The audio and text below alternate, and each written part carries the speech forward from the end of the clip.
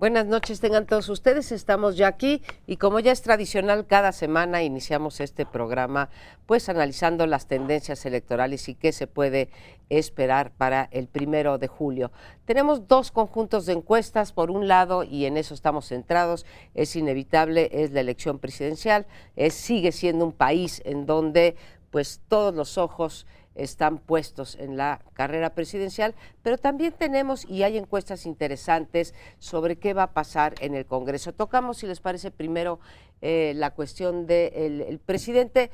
En términos generales, en términos del promedio de las encuestas, las tendencias no han variado, le dan una clara ventaja al puntero, Andrés Manuel López Obrador, de la coalición de Morena, y de alrededor de 13, 14 puntos, aunque tenemos pues estas encuestas, por un lado GEA-ISA, en donde dice que la diferencia es únicamente de 6 puntos entre Andrés Manuel López Obrador y Ricardo Anaya, u otras, desde mi punto de vista, bueno, pues bastante absurdas, donde la distancia es aún menor y ni siquiera entre Andrés Manuel López Obrador y Anaya, sino entre Andrés Manuel López Obrador y Mid. Pero quitando estos, digamos, las que serían en los extremos, el promedio gira en torno al 13%. La pregunta en boca de todos es si es una ventaja remontable cuando, o este arroz ya se coció, cuando faltan en realidad 6 semanas para las elecciones.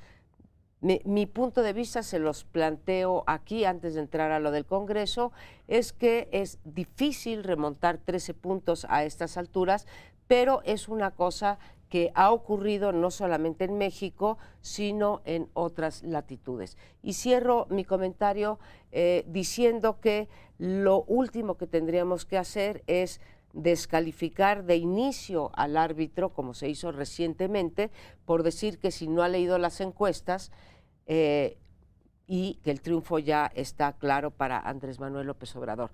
No, no está claro, tiene grandes posibilidades, grandísimas posibilidades de ganar, pero la competencia, queríamos elecciones competidas, las elecciones competidas implican incertidumbre en los resultados y creo que eso es lo que tenemos hoy. Lo que pasa, según la del Financiero, que hoy se publica, hoy es portada de ese diario, competida no va a ser. O sea, 20 puntos de diferencia sugiere el Financiero entre el primero y el segundo lugar. Obviamente, como tú decías, el promedio de las encuestas es un poquito más bajo. Pero yo creo que lo que es interesante en todas las encuestas, incluida esta, incluida la de GEA-ISA, que da una, digamos, narrativa, un relato diferente. La de GEA-ISA sugería que todo está efectivamente por disputarse. Cuando hay 6 puntos, pues sí, ciertamente lo hay. A esta que te da pues una especie de pasión balsa, ¿no? Para ¿cómo se llama? Para el candidato de Morena. Lo que es llamativo de la encuesta del Financiero, y coincide casi todas, también la de Abundis, es que el observador no para de crecer. O sea, la tendencia del observador sigue siendo alcista. La de Anaya es alcista, pero muy, muy, muy lejos, y la verdad es que es muy poco pronunciada.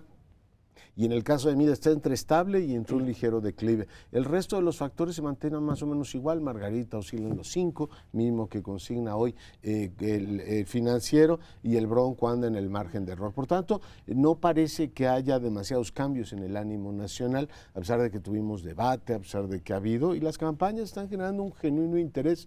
Por supuesto dirán, es impresionista. No solamente se habla de eso en todas partes. Me decía Francisco Abundis de Parametría que ellos han medido el grado de interés que las elecciones tienen, y esta es con mucho la que más interés ha generado en los últimos años. Es decir, creo que hacemos bien en tratar esto en el primer bloque porque es un tema que está en todas las mesas. Por tanto, yo diría, lo que es llamativo de esta encuesta del Financiero es que el observador mantiene la pendiente hacia arriba, y la de Anaya es un poquito menos pronunciada, pero sigue siendo ascendente. Pero con una distancia de 20 puntos se puede decir todo menos que vaya a ser una elección competida, si esa es la fotografía, claro.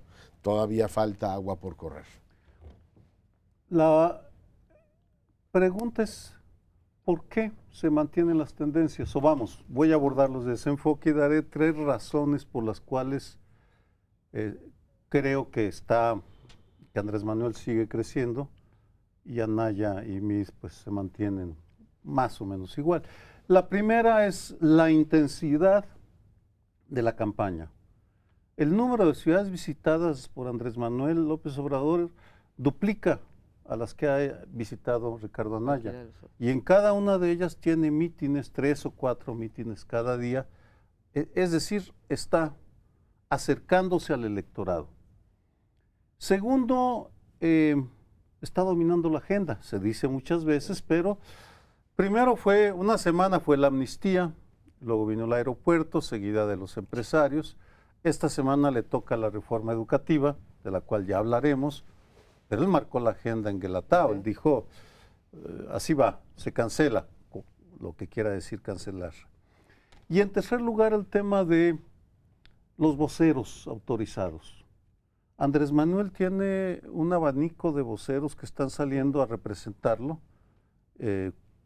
Tatiana Cloutier, Alfonso Durazo, Olga Sánchez de Cordero, Héctor Vasconcelos, Romo. Es decir, lo que él desarregla a veces, pues entran los otros a corregirlo, a decir lo que él quiso, lo que Andrés Manuel quiso decir fue esto o aquello, que multiplica su presencia y amortigua los impactos. Mientras que cuando uno busca los voceros, digamos, ciudades visitadas, manejo de agenda y voceros están en franca desventaja, porque pues incluso en el caso de Ricardo Anaya, ni Santiago Krill ni Jorge Castañeda los veo muy activos y tienen con qué, vamos, tendrían con qué.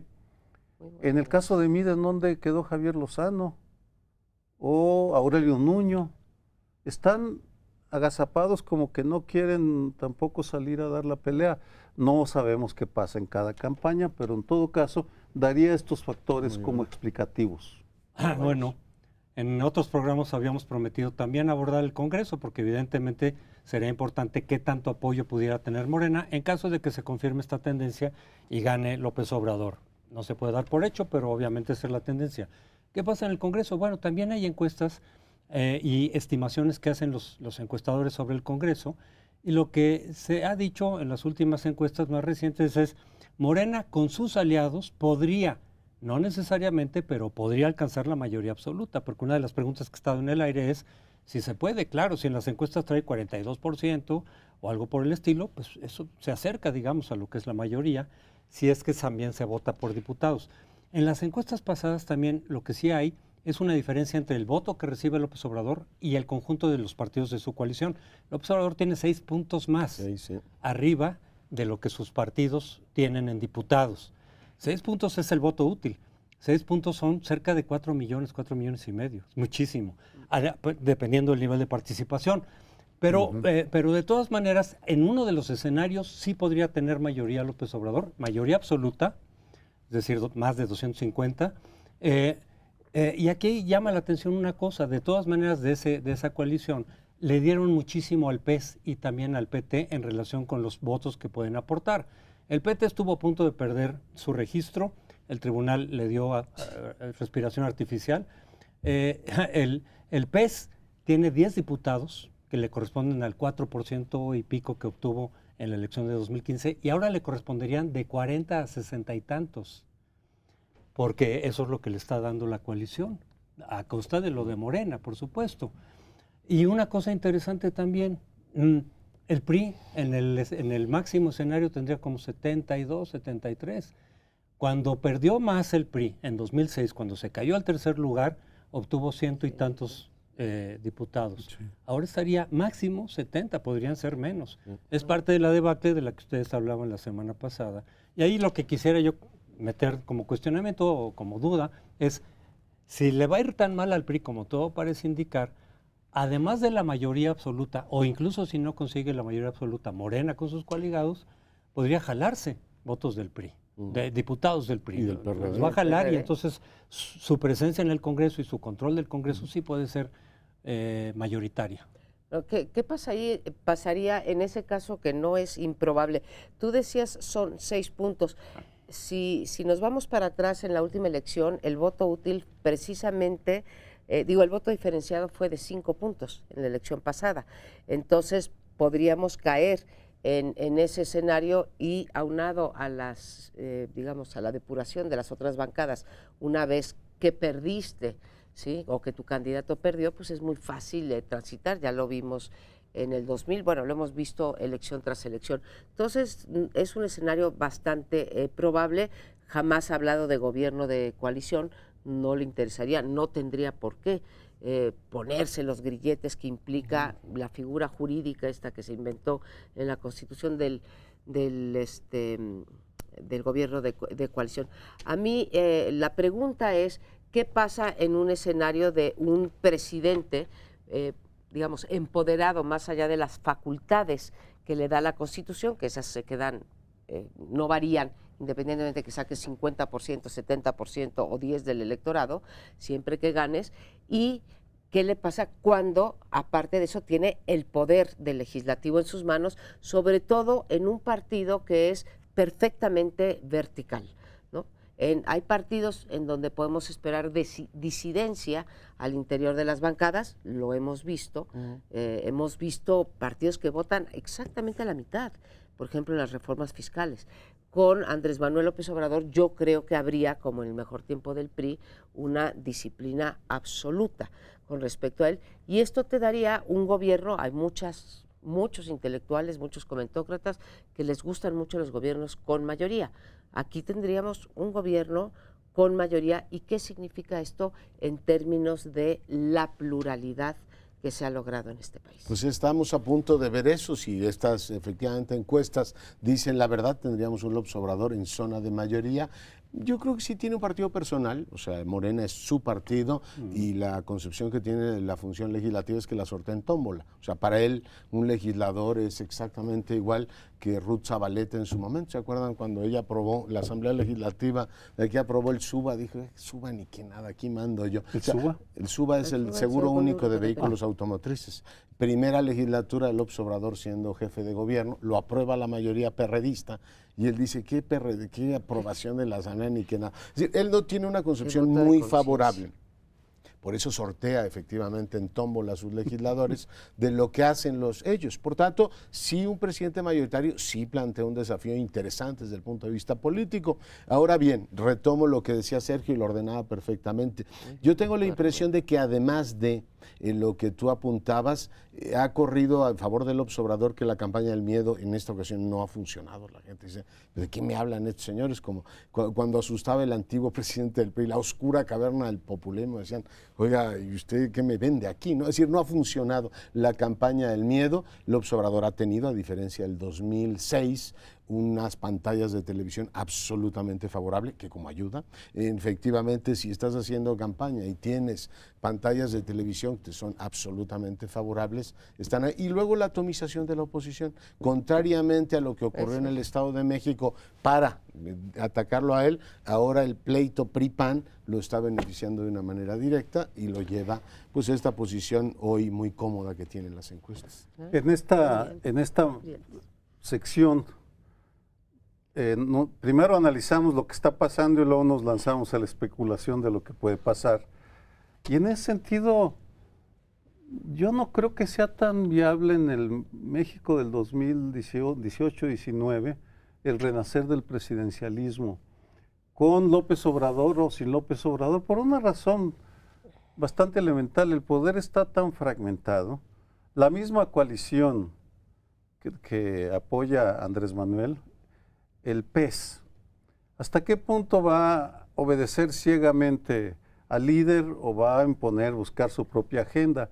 El Partido del Trabajo, con todo respeto a los compañeros proletarios, pues tiende a negociar su voto cuando hay dinero de por medio o prebendas de por medio. Entonces, yo no estoy tan convencido, no que no lo vaya a intentar, pero que no lo vaya a lograr. Que lo vaya a lograr, porque el México que estamos viendo ahora ya no es el del 2006, 2012, sino hay una sociedad que está buscando canales de expresión, hay todo tipo de fenómenos que ya no tenemos tiempo de analizar.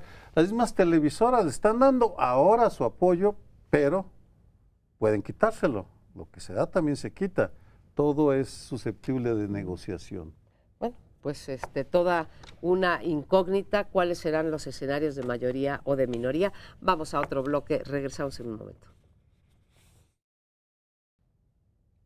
Bueno, y en Oaxaca, Andrés Manuel López Obrador señaló que la reforma educativa, algo que ya ha dicho en otras ocasiones, va para abajo. Algunos de sus asesores y voceros de pronto en algunas mesas dicen, no, se va a reformar. No está bien como está, se va a reformar, se va a integrar nuevos puntos, pero de pronto él dice, no, va para abajo. Con lo cual se abre la duda de qué pasaría con la reforma educativa. La posición de Anaya ha sido revisar la reforma, no echarla abajo, revisarla. Dice que la reforma está bien orientada, la actual, la más reciente, pero que ha sido mal ejecutada y que entonces hay que hacer algunos cambios, revisiones. Y desde el PRI, desde luego, defiende la reforma, pero dice también que hay que mejorarla. Es decir, que lo que se hizo hasta ahora está bien, pero que por supuesto hay que mejorarle, incorporarle otros elementos. Pero la duda aquí es, si se viene para abajo la reforma debido a un triunfo de López Obrador, ¿qué la podría sustituir? Porque ha dicho, no es que nada más la tire y ya nos quedemos como estamos. Viene otra reforma distinta que incorporaría los intereses, los elementos que pongan sobre la mesa los propios maestros, se consultará con ellos. Ha dicho a veces que le devolvería. Ese es un punto también cuestionable porque algunos dicen que sí y otros que no, pero López Obrador a veces ha dicho que devolvería, digamos, la dirección de la educación al sindicato y a las diferentes partes del sindicato. Entonces hay también una duda de qué pasará con la reforma educativa, además del debate de si era la adecuada o no, si servía de algo, si está bien orientada o hay que partir de cero, y si en caso de echarla abajo, si esto no representaría de nueva cuenta un retroceso. Para mí es un tema central y la verdad es que, como tú dices, es bastante confusa la postura de Andrés Manuel López Obrador, porque, bueno, es clara en que quiere que dé marcha atrás la reforma educativa. Por cierto, abona su posición política lo que publicó Reforma estos días, ¿no? Es decir, que la Secretaría de Educación gastó cantidades de dinero enormes, muy por encima de lo que tenía autorizado para promocionar la reforma educativa o sus contenidos. Tú dices, bueno, si era tan buena, ¿por qué tienes que estar, en fin, gastando tanto dinero en venderla? Yo creo que ahí hay un punto político, un menos para la campaña de Meade y los defensores efectivamente de la reforma educativa, pero las organizaciones que estudian este tema de la sociedad civil invitaron a todos los candidatos y resulta que el observador no fue, o sea, les dijo no fue. En el documento que le remitió dijo que había que pensar efectivamente en un mecanismo más moderno de educación. La verdad es que no tengo ni idea. Y a mí me encantaría, el otro día se lo sugería a Tatiana Cloutier en una entrevista, que igual que han hecho el documento Pegenomics, para evitar, obviamente cada quien lee lo que quiere de las campañas, y si simpatizas o no simpatizas, tiendes a leer más favorablemente unas cosas con otras, pero que el Pegenomics te lo dijeran en educación y en seguridad.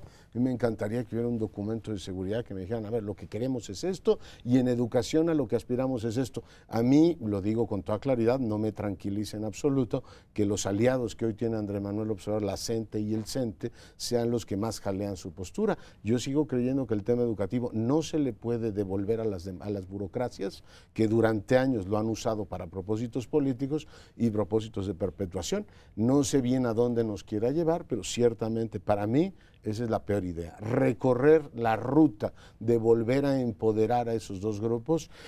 Creo que ha sido muy costoso que les quiten ese poder. A Elvester Gordillo con Calderón y la CENTE les quitó parte del poder, o a la CENTE le quitaron parte del poder en esta administración. Por tanto, no me parece muy brillante el futuro, pero igual que tú, sigo esperando que dé detalles. Yo como electorado que busca informarse para poder emitir su voto con base a lo que me están proponiendo los candidatos, me siento en un total grado de indefensión con respecto a qué se va a hacer en materia educativa. Incluso decir que va para atrás la reforma educativa, pues no me dice tampoco gran cosa, sino me dice con qué la va a sustituir, y todos sabemos que no puede quedar así al garete. Sabemos, nos dice él, que no va a haber reformas en los primeros 3 años, y a la vez nos dice que va a utilizar todos los instrumentos a su alcance, que tiene toda la razón, no son pocos los instrumentos al alcance del Ejecutivo, para gobernar, digamos, a través de las facultades reglamentarias de un presidente. Y ahí sí me pierdo, como me pierdo en muchos temas, en el caso de López Obrador, sobre de si va el aeropuerto o no va el aeropuerto, sí a la inversión privada en el sector eléctrico, no a la inversión privada. Son mensajes muy contradictorios, pero también muy efectivos. Alguien decía en el primer debate, ¿sí?, que pues López Obrador le va diciendo las cosas que quiere oír el público con el que está. A mí me impresionó mucho en esta reunión que mencionas, José Antonio, en Oaxaca, donde no quiere firmar el decálogo que le presenta la CENTE, ¿sí? O sea, de ese tamaño es la habilidad de Andrés Manuel López Obrador, y celebro que no lo haya hecho, pero vaya, no lo quiso firmar, le dio la vuelta y él puso sus, entre comillas lo digo porque no hay claridad, puso sus alternativas, lo cual me da pistas para lo que decíamos hace rato. Si llega a tener un gobierno con mayoría, pues va a ser básicamente lo que en el momento o en el tiempo de la transición decida que va a ser su proyecto educativo. Pero todo me indica con esto, Sergio, que decías del acercamiento a ciertas clientelas, pues que no va a desperdiciar esas clientelas, y esto supone cuando menos un retroceso en lo que intentaba la reforma educativa que pasaron la mayor parte de los partidos en este sexenio. El 8 de mayo se reunieron los candidatos con las víctimas de la violencia criminal, menos Margarita Zavala, que tuvo problemas de agenda, o eso dijo. Al final de su participación, Andrés Manuel hizo una frase, la voy a repetir, dijo: yo sé cómo aumentar el empleo y sé cómo combatir la corrupción. Lo que no sé es cómo combatir la inseguridad y la violencia. ¿Eso dijo? Eso dijo. Voy a necesitar que ustedes me acompañen, ustedes especialistas y víctimas, para poder formular juntos una política que ya la han bosquejado más o menos. Algo parecido creo que está pasando con la educación. Es uno de los grandes problemas estructurales del país. No fue creado, se fue construyendo. Vamos, el presidente de la modernidad, Carlos Salinas, le entregó el sindicato a Elbester Gordillo, no lo olvidemos, para mantener el control del sindicato. Luego Elbester lo convirtió en un poderosísimo instrumento electoral y se enriqueció y se empoderó a niveles sin límites. Desde esa perspectiva, ¿qué se puede hacer? Primero, asumámoslo. Si tomamos a la calidad educativa como criterio, es otro gran fracaso de Enrique Peña Nieto. Y impresiona porque el 2 de diciembre hubo 2 ovaciones cuando presentó el Pacto por México, una por la reforma en telecomunicaciones y la otra por la reforma educativa. 6 años después, entrega malas cuentas. La educación sigue igual de mal y se gastó el dinero igual que Fox en las enciclomedia. ¿Quién se acuerda de eso? Decenas de miles de millones de pesos se tiraron a la basura. Ahora pues están tirando, Nuño los tiró no a la basura, sino a promoverse a sí mismo y a la reforma educativa. Aquí la pregunta es: ¿cuál método va a emplear Andrés Manuel en caso de que gane? Ya dijo que va a consultar a las partes, las va a consultar, no va a hacer lo que le diga necesariamente, y eso supone a los organismos de la sociedad civil, quiero creer o no, pero en todo caso, para cerrar el método es la clave. La educación en todos lados está hecho un desastre, la jubilación universitaria, las universidades están envejeciendo porque no se pueden jubilar porque las pensiones son ridículas. Entonces, se requiere una negociación sector por sector. Vamos a ver cómo la hace. En todo caso, ya les metió otro gol porque impuso la agenda, mientras que los otros se quedan en las frases generales. Él ya presentó un decálogo. ¿Dónde están los planteamientos de Anaya, Meade, más allá de decir que van a reformar igual que en la seguridad? ¿Ahora qué van a hacer? Preocupante y fascinante al mismo tiempo lo que está pasando. Y eso es que quizá va a consultar a las organizaciones de la sociedad civil, pero quizá algunas y otras no, porque hay una, por ejemplo, ahí en materia de educación de la que parece ser que desconfía fuertemente López Obrador. Entonces quizá algunas les haga más caso que a otras, a lo mejor platicar, qué sé yo. Pero algún otro elemento por ahí que genera un poco esta ambigüedad e incertidumbre es: propone como secretario de Educación a Esteban Moctezuma, que en sus columnas periodísticas estuvo apoyando la reforma, la actual reforma, fuertemente. no decía que estuviera, no decía que estuviera ya concluida. O sea, hay que mejorar, es un buen principio, tenemos que incorporar muchos otros elementos, pero la reforma en sí misma sí la apoyaba. Sería una postura parecida quizá a la del PRI ahorita, decir, sobre esta reforma seguiremos avanzando, pero la reforma está ahí. O el núcleo duro de Morena, como Paco Ignacio Taibo, que dice, no vamos a permitir que Esteban Moctezuma se quede en educación, porque no representa el proyecto de Morena. Entonces son señales encontradas. Un comentario adicional. Yo estoy totalmente a favor que se consulte a los maestros. En mi experiencia en el Colegio de México, logramos resolver el nudo gordiano de las jubilaciones con una negociación autoridades maestros que duró años. Y finalmente le encontramos la fórmula de podernos... no estaban cooptados. Bueno, pero independientemente de eso hay que escuchar a las partes. Sí, claro. Tú no puedes Estoy imponer. absolutamente de A eso me refiero. No, yo estoy totalmente de acuerdo que hay que consultarlas, nada más con claridad de qué es lo que se está efectivamente poniendo. Los resultados educativos eran pésimos, por eso hubo una reforma. En el caso de que tú dices, según planea, estamos muy mal. La pregunta es, ¿volver a lo anterior va a resolver lo que teníamos mal? Yo creo que sí hay una cuestión verdaderamente inobjetable, y es que en la prueba PISA, nuestros muchachos cada día pierden más. La desigualdad que hoy tenemos es hija precisamente de una educación de pésima calidad, y mientras más pobre seas en este país, menos oportunidades tienes. Y yo creo que pues tú puedes consultar todo lo que quieras a las mismas burocracias. Tú estás hablando del Colegio de México, una institución de élite, que en cualquier comparación pasa. La burocracia magisterial de este país más bien tiene muchas cuentas que rendirle a la sociedad mexicana antes de hacerse la víctima en materia de resultados. Ese es mi punto de vista. Yo, una cosa, probablemente consulte algunas organizaciones de la sociedad civil. No todas las organizaciones de la sociedad civil se agotan en Mexicanos Primero, que es con quien ostensiblemente tiene un enfrentamiento. Habrá muchas otras y vale la pena consultarlas. Pero hay cosas que ya nos ha dicho que no va a consultar, como por ejemplo, en México no va a haber reprobados, o en México no va a haber exámenes de admisión para entrar a la universidad, y todo el mundo tendrá derecho. Quitarle, digamos, el corazón meritocrático a la educación, dando oportunidades, igualando, porque no se puede pretender que una persona que no ha tenido una buena primaria tenga el mismo chance de entrar a la secundaria que uno que sí la tuvo, pero no puedes ir con estas propuestas por el mundo donde dice, no importa si duras 20 años en la universidad y Sí no importa puede, claro que puede. Bueno, sí puedes, pero son preocupantes, así que yo sí espero que consulte a las que él considere pertinentes, a las sociedades de expertos en educación. Bueno, pero regresamos al siguiente segmento.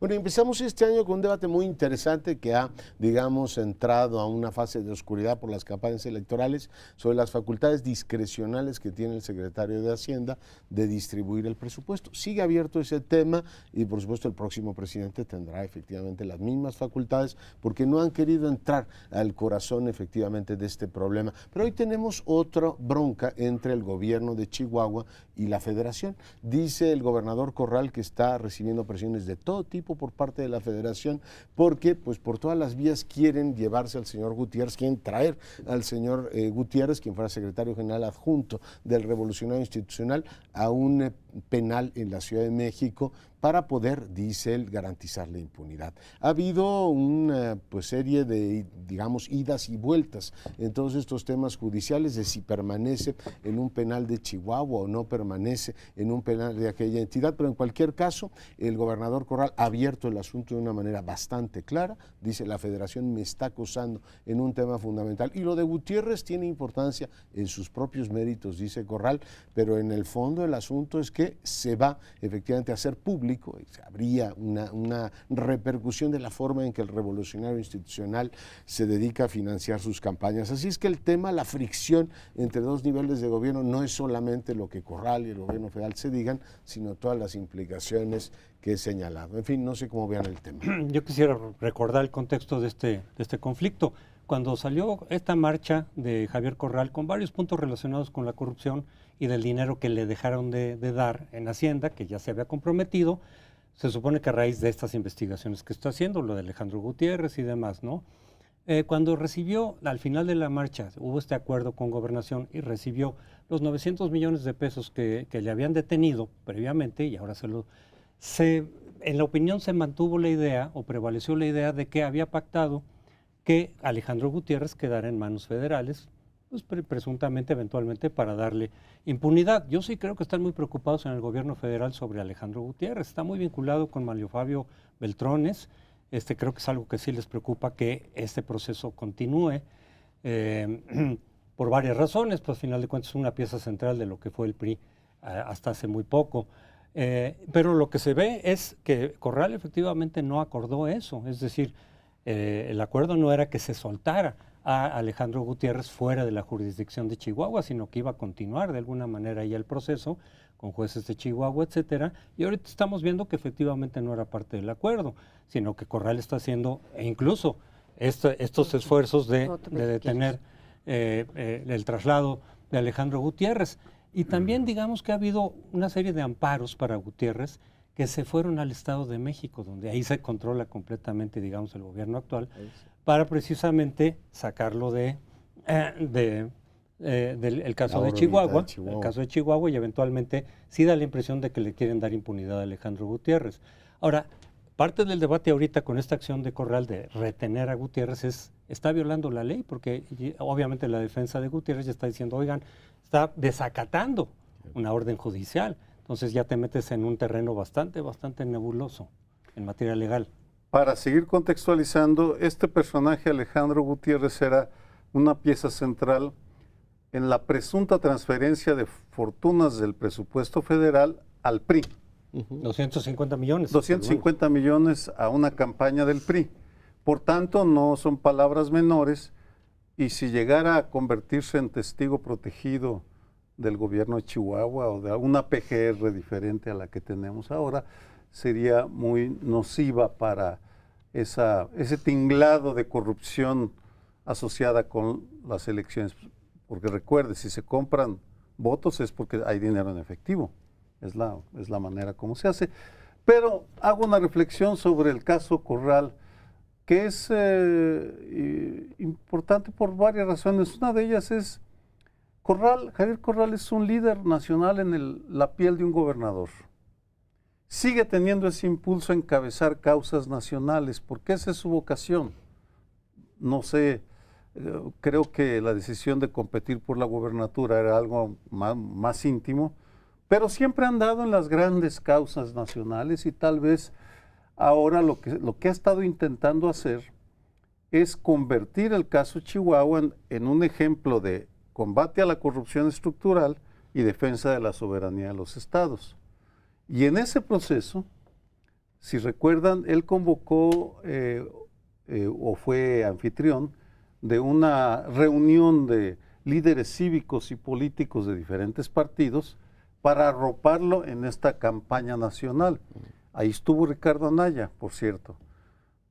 Y Ricardo Anaya lo apoyó, pero hace varias semanas que Ricardo Anaya le dio la espalda a Corral. No habla, no dice, porque pues podría ser que ya haya negociado con Enrique Peña Nieto o que no quiera hacer enojar a Enrique Peña Nieto, porque tampoco está reiterando su amenaza de que lo va a meter a la cárcel. Ha reculado y ha dejado a Javier Corral en la soledad, porque es un gobernador panista que está dando una pelea por una causa nacional sin el respaldo ni de otros gobernadores, ni del líder nacional, ni del candidato de su partido, lo cual es notable.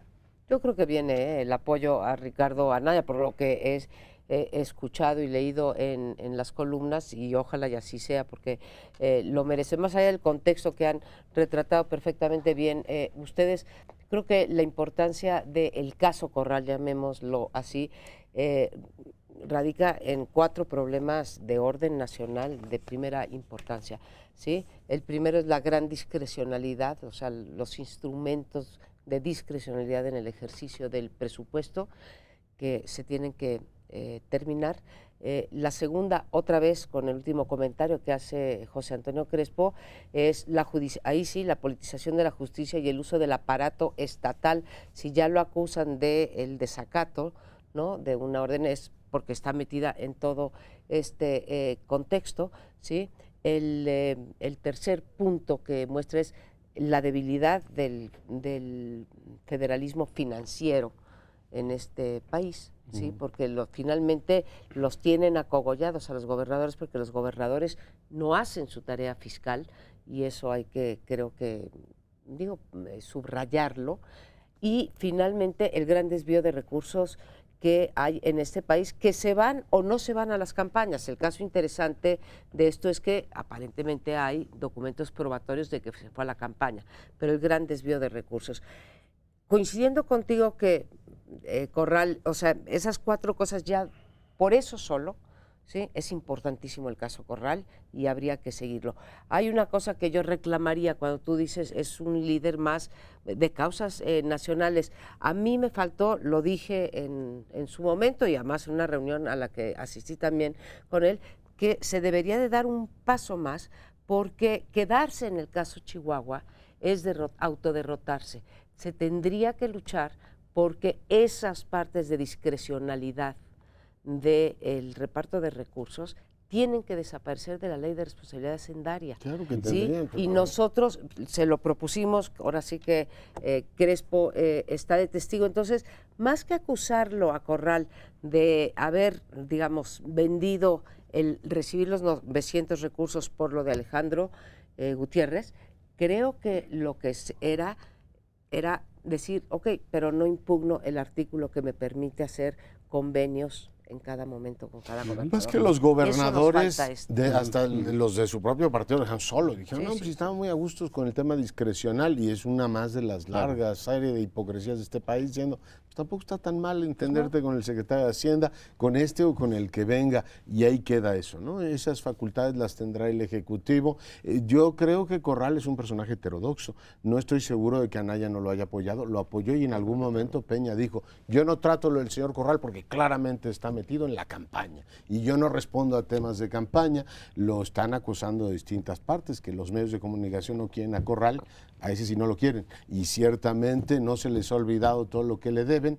La jornada lo trae en salsa verde, a lo mejor con razón, con el caso Miroslava, y López Obrador lo llamó un farsante, así le dijo al gobernador de Chihuahua, diciendo que no era cierto ni creíble su lucha contra la corrupción. Por tanto, pues sí, es un hombre que está en causas nacionales, pero está más solo que la una, y efectivamente con este asunto que tú decías de Gutiérrez, pues sí se mete en un lindero difícil de precisamente defender, porque tú puedes decir, oiga, una causa es justa, pero el gobernador, aunque no simpatice la causa, no puede estar reteniendo a alguien en contra de en contra de la voluntad de un juez. Entonces, yo coincido contigo que está ahí caminando en una zona francamente pantanosa. Sí, la cuestión de que Anaya no ha apoyado ahora tiene que ver un poco con eso, con lo electoral. Un flanco de ataque fue precisamente que dijeron cuando salió con lo de la marcha Corral, es un acto electoral, está apoyando a Anaya, dijo, ¿no? se Yo no contaminó respondo. y al parecer llegaron a la conclusión de que más vale mantener cada quien su camino. Lo de Chihuahua, lo de la corrupción, lo de Alejandro Gutiérrez, lo de César Duarte, que también de alguna forma pareciera que lo siguen queriendo proteger desde el gobierno federal, también están haciendo todo lo posible para que no se llame a cuentas a César Duarte, pero decir, no lo contaminen con lo electoral, porque realmente tiene un propósito distinto, específico, independientemente de lo electoral. Entonces creo que por eso Anaya ni se ha metido. Creo que además hacen bien, porque ese fue un foco de ataque para desprestigiar la causa de Corral en ese sentido. Perdón. Ah, creí que habías... No. tomado- Me quedé pensando en lo que dijeron de la hipocresía de los otros gobernadores. Es cierto. Sí. Nadie retomó el tema porque están muy cómodos con ese sistema de discrecionalidad en la cual al terminar el año pues tenemos un déficit de 3,000 millones de pesos. Oye, no seas gacho, compadre, pues pásamelos, y aquí por abajo del agua o con algún oficio, ya saben que es relativamente sencillo. Sigo pensando que no ha encontrado la forma, o no lo han dejado, o lo han abandonado para transformar el asunto de esa discrecionalidad y de la corrupción estructural en un asunto nacional. No prende. Ya. Entonces tenemos las dos cosas, ¿no? Por un lado la discrecionalidad, que hay que combatirla, pero por otro lado la pereza fiscal e irresponsabilidad hacendaria de parte de los gobernadores. Creo que de los dos lados se cuecen. Y es interesante porque esa discrecionalidad se la dejan al siguiente presidente, ¿no? Es decir, en publicidad oficial y en el manejo presupuestal. Hacemos una breve pausa, regresamos en un instante. Y el domingo próximo en Tijuana se darán cita los 5 aspirantes a la presidencia de la República a discutir sobre la cenicienta de la campaña, la política exterior. De los temas menos abordados, que menos interés despierta en los candidatos, donde dicen más ligerezas, más frivolidades. Y dentro de ese tema ceniciento estaría el huerfanito que es Estados Unidos. Porque si hablan poco de política exterior de Estados Unidos, es casi nada, vamos. En ese sentido, la pregunta es si los ciudadanos que van a elaborar las preguntas, y eso es novedoso, van a incluir preguntas muy específicas a los candidatos de qué harían, por ejemplo, para proteger a los migrantes de la ira del gobierno de Trump. ¿Cómo cambiaría su política frente a Trump en relación a la que ha seguido de Enrique Peña Nieto de un apaciguamiento servil que no ha servido para gran cosa todavía, no ha demostrado su eficacia? Yo añado una pregunta que a mí me interesa y que me parece fundamental. ¿Les pedirán el próximo presidente o presidenta o más bien, revelarán el próximo presidente o presidenta la cantidad de convenios que existen en el área de seguridad entre dependencias de Estados Unidos y México? Es decir, ¿qué acuerdos tienen los servicios de inteligencia de Estados Unidos, civiles o militares, con sus contrapartes mexicanas, la DEA y la Policía Federal? No sabemos casi nada. El único que ha sido más preciso, hay que reconocerlo, es José Antonio Meade, en un tema, armas. Ha sido insistente en mencionar que él sí va a atacar el problema de fondo, hay que reconocérselo, pero vamos, lo dice de una manera desilvanada, suelta, sin insertarla en una estrategia hacia Estados Unidos o hacia las relaciones con otros países, salvo generalidades de que vamos a volver a ser amigos de América Latina y América Central, lo cual pues, es decir nada. No, yo creo que va a ser un debatazo, ¿eh? Pero ¿Tú crees que? Pero segurísimo, por el contexto. El miércoles deciden si hay o no Telecán. ¿En Tijuana? El miércoles nos enteramos si hay o no Telecán. Va a ser un debatazo, doctora. Creo que algunos pronostican que podrá irse un poquito más lejos que el miércoles. Incluso he oído algunas interpretaciones así extrañas que a lo mejor conviene no aprobarlo ahorita, sino hasta pasadas las elecciones. Ahora elaboro. Pero creo que van a decir muchas cosas.